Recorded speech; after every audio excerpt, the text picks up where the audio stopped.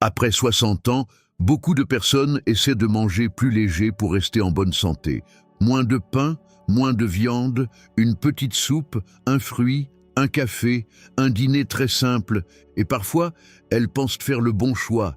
Mais voici la question que peu de gens se posent. Et si, à force de manger trop léger, votre corps manquait de ce dont il a besoin pour garder ses muscles, son énergie et son autonomie? Aujourd'hui, sur Vertu et Raison, nous allons parler d'un piège silencieux. Manger léger peut être utile, mais après 60 ans, manger trop léger peut parfois vous affaiblir. Pas du jour au lendemain, pas de façon spectaculaire, mais lentement. Un peu moins de force dans les jambes, un peu moins d'envie de marcher, un peu plus de fatigue après les courses, un peu plus de difficulté à se lever d'une chaise. Et un jour, on se dit « je vieillis ». Mais parfois, le problème n'est pas seulement l'âge. Parfois, le corps n'est tout simplement pas assez nourri. Avant de commencer, rappel important. Cette vidéo est éducative. Elle ne remplace pas un avis médical ni un conseil personnalisé. Si vous avez une maladie rénale, du diabète, un cancer, une perte de poids inexpliquée, des troubles de l'appétit, des difficultés à avaler ou un traitement particulier, demandez toujours l'avis d'un professionnel de santé. Maintenant, entrons dans le sujet avec une image très simple. Imaginez une maison ancienne. Elle est belle, elle a tenu pendant des années, mais avec le temps, certaines pièces ont besoin d'entretien. Le toit demande une réparation. Les murs ont besoin d'être renforcés. Les portes grincent un peu. Il faut continuer à apporter du matériel pour la maintenir solide. Votre corps, après 60 ans, ressemble parfois à cette maison. Il a besoin de douceur, oui, mais il a aussi besoin de matériaux. Et ces matériaux viennent de ce que vous mangez. Si vous lui donnez trop peu, trop souvent, il peut continuer à fonctionner pendant un moment. Mais il va commencer à économiser. Il va puiser dans ses réserves, il va réduire certaines capacités. Et l'une des premières réserves menacées, ce sont les muscles. C'est là que le piège commence. Pendant des années, on a répété à beaucoup de gens « mangez moins, mangez léger, évitez les calories ». Le soir, une soupe suffit. Après un certain âge, il faut réduire. Il y a une part de vérité dans certains cas. Il ne s'agit pas de manger trop gras, trop sucré, trop salé, ou de faire des repas lourds tous les soirs. Mais après 60 ans, il y a une autre vérité. Manger trop peu peut devenir un problème.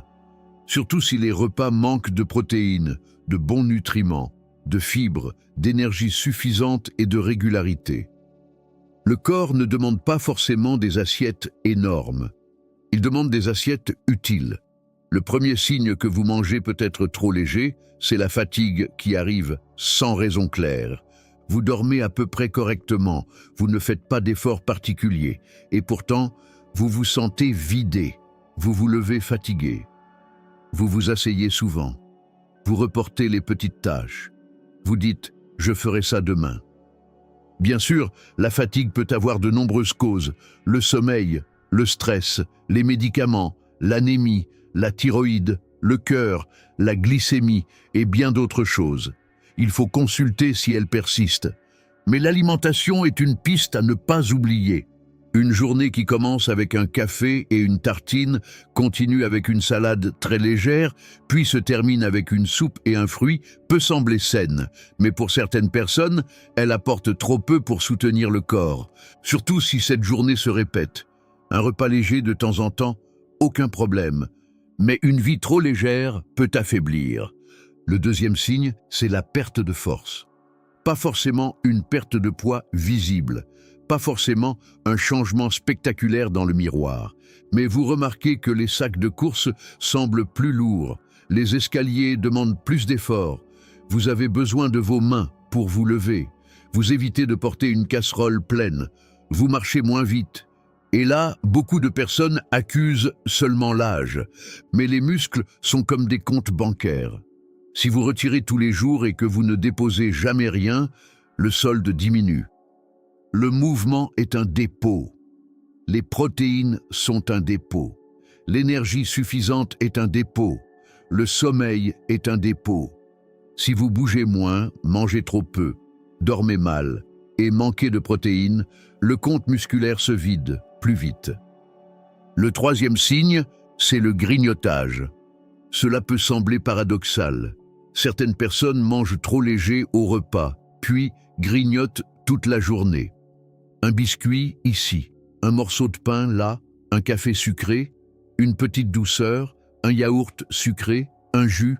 Elles pensent manger peu, mais le corps cherche ce qui lui manque. Il réclame de l'énergie rapide parce qu'il n'a pas reçu un vrai repas rassasiant. Résultat, on mange léger en apparence, mais pas forcément mieux. Le corps reçoit du sucre, mais pas assez de protéines. Des calories rapides, mais peu de nutriments. Du plaisir immédiat, mais peu de stabilité. C'est pourquoi il faut arrêter de juger un repas uniquement par sa taille. Une petite assiette peut être équilibrée, mais une petite assiette peut aussi être insuffisante. Tout dépend de ce qu'elle contient. Le quatrième signe, c'est la perte d'appétit qui s'installe. Après 60 ans, l'appétit peut diminuer pour plusieurs raisons. Moins d'activité, solitude, médicaments, douleurs, troubles dentaires, baisse du goût, digestion plus lente, morale plus bas. Mais quand l'appétit diminue, il faut être vigilant, parce que moins on mange, moins on a d'énergie. Moins on a d'énergie, moins on bouge. Moins on bouge, moins on a faim. Et le cercle continue. C'est un piège discret. On ne s'en rend compte que lorsque les vêtements deviennent plus larges, que les jambes fondent, que les joues se creusent, ou que la fatigue devient permanente. Voilà pourquoi, après 60 ans, une perte de poids involontaire ne doit jamais être ignorée. Même si certaines personnes autour vous disent « tu as maigri, c'est bien ». Non, pas toujours. Maigrir sans le vouloir, surtout après 60 ans, peut être un signal important. Il ne faut pas paniquer, mais il faut comprendre. Maintenant, parlons du repas le plus souvent sous-estimé, le dîner léger. Dans beaucoup de maisons, le soir, on dit « je vais juste prendre une soupe ». Une soupe peut être excellente. Elle hydrate, elle apporte des légumes, elle réchauffe, elle est facile à digérer. Mais une soupe seule tous les soirs peut être trop peu. Surtout si elle ne contient presque pas de protéines. Une soupe de légumes avec un peu de pain, c'est agréable. Mais où sont les protéines? Où sont les matériaux pour les muscles? Où est ce qui va vous aider à tenir jusqu'au lendemain matin? Il ne faut pas forcément supprimer la soupe, il faut la compléter. Par exemple avec un œuf, un peu de poisson, du poulet, des lentilles, des pois chiches, du fromage blanc en dessert, du yaourt grec nature, du tofu, ou une autre source de protéines adaptée à vos goûts et à votre santé. Une soupe peut devenir un vrai repas, mais elle ne doit pas toujours être une assiette vide déguisée en repas sain. Le même problème se pose avec la salade. Une salade verte avec quelques tomates, c'est frais. Mais si elle est seule, ce n'est pas forcément suffisant.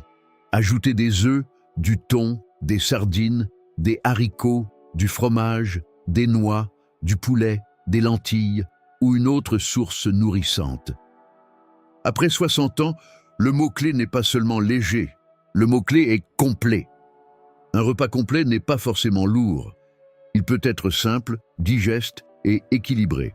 Mais il doit donner au corps de quoi fonctionner. Voici une formule facile à retenir. À chaque repas principal, demandez-vous, est-ce que j'ai 3 choses? Une source de protéines, des végétaux et une source d'énergie adaptée. Les protéines peuvent venir des œufs, du poisson, de la volaille, des produits laitiers, des légumineuses, du tofu ou d'autres aliments selon vos habitudes. Les végétaux peuvent être des légumes cuits, crus, une soupe, des fruits, des herbes, des légumes secs. La source d'énergie peut être du pain complet, des pommes de terre, du riz, des pâtes complètes, de l'avoine, des légumineuses ou une petite portion adaptée. Ce n'est pas une règle rigide, c'est un repère. Si votre assiette ne contient que des légumes, il manque peut-être quelque chose. Si elle ne contient que du pain et du café, il manque quelque chose. Si elle ne contient qu'un fruit, il manque quelque chose. Le corps aime l'équilibre, pas l'excès. pas la privation, l'équilibre. Il faut aussi parler d'une erreur fréquente, avoir peur des protéines. Certaines personnes disent « à mon âge, je ne dois pas trop manger de protéines ». C'est vrai que certaines maladies, notamment rénales, nécessitent un suivi particulier. Et c'est pour cela qu'il faut demander conseil si vous avez un problème de santé. Mais pour beaucoup de personnes âgées, le vrai problème n'est pas l'excès de protéines, c'est plutôt le manque. Les muscles ont besoin d'être stimulés par le mouvement, mais aussi nourris. Si vous faites quelques exercices, mais que vous ne mangez presque pas, le corps aura du mal à reconstruire. C'est comme demander à un maçon de réparer un mur sans briques. Il peut être très motivé, il peut avoir les bons outils, mais s'il n'a pas de matériaux, il ne peut pas faire grand-chose. Votre muscle fonctionne de la même façon. Le mouvement dit « répare ». L'alimentation donne les briques. Les deux doivent se parler. Alors, comment manger suffisamment sans se sentir lourd? C'est une vraie question. Parce qu'après 60 ans, certaines personnes digèrent moins facilement les gros repas. La solution n'est pas forcément de remplir une grande assiette. La solution peut être de mieux répartir. Un petit déjeuner avec une source de protéines, un déjeuner complet, une collation utile si besoin, un dîner léger mais pas vide. Par exemple, au petit déjeuner, un yaourt grec nature avec des fruits rouges et quelques noix, ou un œuf avec une tranche de pain complet, ou du fromage blanc avec une pomme. Au déjeuner, poisson, légumes, pommes de terre ou lentilles, ou poulet, légumes, riz, ou omelette, salade complète, pain. En collation, un fruit avec quelques amandes, ou un yaourt nature, ou un morceau de fromage avec un peu de pain complet selon vos besoins. Au dîner, une soupe enrichie avec des lentilles, un œuf, du poisson ou un produit laitier à côté. Ce n'est pas compliqué, mais cela demande de penser nourrir au lieu de seulement penser réduire. Un autre point important, la mastication. Certaines personnes mangent trop léger parce qu'elles ont des difficultés à mâcher. Dents sensibles, prothèses mal adaptées, douleurs, bouche sèche. Résultat, elles évitent la viande, les crudités, certains fruits, les noix, les aliments un peu fermes. Elles se tournent vers des aliments mous, soupe, pain trempé, biscuits, compotes, desserts lactés sucrés. C'est compréhensible, mais cela peut appauvrir l'alimentation. Si c'est votre cas, il faut en parler à un dentiste ou à un professionnel de santé et adapter les textures sans appauvrir les repas. On peut faire des œufs brouillés, du poisson tendre, des lentilles bien cuites, du yaourt grec, des purées enrichies, des soupes avec légumineuses mixées, du fromage blanc, des fruits cuits, des plats moelleux mais nourrissants. Mou ne doit pas vouloir dire pauvre. Là encore, tout est dans l'intelligence de l'assiette. Il y a aussi un facteur émotionnel. Après 60 ans, surtout quand on vit seul, manger peut perdre son plaisir. On ne cuisine plus juste pour soi. On saute un repas, on mange debout, on prend un bout de pain. On réchauffe toujours la même chose. Petit à petit, l'assiette devient triste. Et une assiette triste nourrit moins bien. Pas seulement le corps, le moral aussi.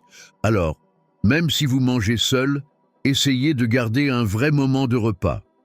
Une assiette, une table, une couleur, une protéine, un légume, une odeur agréable, une petite musique si vous aimez, une routine qui dit « je compte encore ». Parce que vous comptez, et votre corps entend la manière dont vous le traitez. Maintenant, parlons de ce qu'il faut faire dès aujourd'hui. Premier geste, regardez votre dernier repas. Était-il léger ou était-il vide? C'est une question importante. Un repas léger peut être une soupe de légumes avec des lentilles, un œuf, un peu de pain complet et un yaourt nature. Un repas vide, c'est une soupe claire, 2 biscottes et rien d'autre. La différence peut paraître petite, mais pour le corps, elle est grande. Deuxième geste, ajoutez une source de protéines à un repas que vous prenez déjà. Ne changez pas tout, ajoutez un œuf dans une salade, des lentilles dans une soupe, du fromage blanc après le dîner, du thon dans une assiette de crudités. Du yaourt grec au petit déjeuner, des pois chiches dans un plat de légumes. Simple, accessible, réaliste. Troisième geste, bougez un peu après avoir mieux mangé. Pas une grande séance, pas une performance. Une marche de 10 minutes, quelques levées de chaise, quelques montées sur pointe de pied, un peu de mouvement doux. Parce que manger mieux et bouger un peu forment une équipe. Si vous nourrissez les muscles mais ne les utilisez jamais, le signal est incomplet. Si vous bougez mais mangez trop peu, le signal est aussi incomplet. Le corps a besoin des deux. Quatrième geste, surveillez les signes d'alerte. Perte de poids involontaire, fatigue persistante, appétit très bas, chute, faiblesse rapide, difficulté à avaler, vêtements qui deviennent trop grands, perte de force dans les jambes ou les bras. Ces signes méritent une discussion avec un professionnel. Ne les normalisez pas trop vite. Après 60 ans, il vaut mieux poser une question trop tôt que regretter de ne pas l'avoir posée. Maintenant, retenez ceci, manger léger n'est pas l'ennemi. Un repas léger peut être excellent, mais manger trop léger, trop souvent, sans protéines, sans énergie suffisante, sans plaisir, sans variété, peut affaiblir. La vraie question n'est donc pas « est-ce que je mange peu ?» La vraie question est « est-ce que je mange assez pour protéger ce que je veux garder ?» Votre force, votre équilibre, votre marche, votre autonomie, votre énergie, votre joie de vivre, parce qu'après 60 ans, le but n'est pas seulement de vivre plus longtemps. Le but est de vivre plus longtemps avec des jambes qui portent, des muscles qui répondent, un corps qui tient et une vie que vous pouvez continuer à choisir. Alors ce soir, si vous prenez une soupe, gardez-la. Mais demandez-vous, comment puis-je la rendre plus nourrissante ?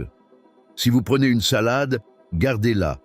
Mais demandez-vous, où sont les protéines ? Si vous mangez peu parce que vous n'avez pas faim, demandez-vous, puis-je faire plus petit, mais plus riche ? Ce sont ces petites questions qui changent les habitudes. Pas la peur, pas la privation, pas les règles extrêmes, juste une meilleure façon de prendre soin de vous. Si cette vidéo vous a été utile, abonnez-vous à Vertu et Raison, aimez la vidéo et dites en commentaire, avez-vous tendance à manger très léger le soir ? Votre réponse peut aider d'autres personnes à reconnaître ce piège silencieux et à mieux nourrir leur corps, sans excès, mais sans se priver de ce qui les maintient forts. Prenez soin de vous, avec douceur, avec sagesse et avec raison.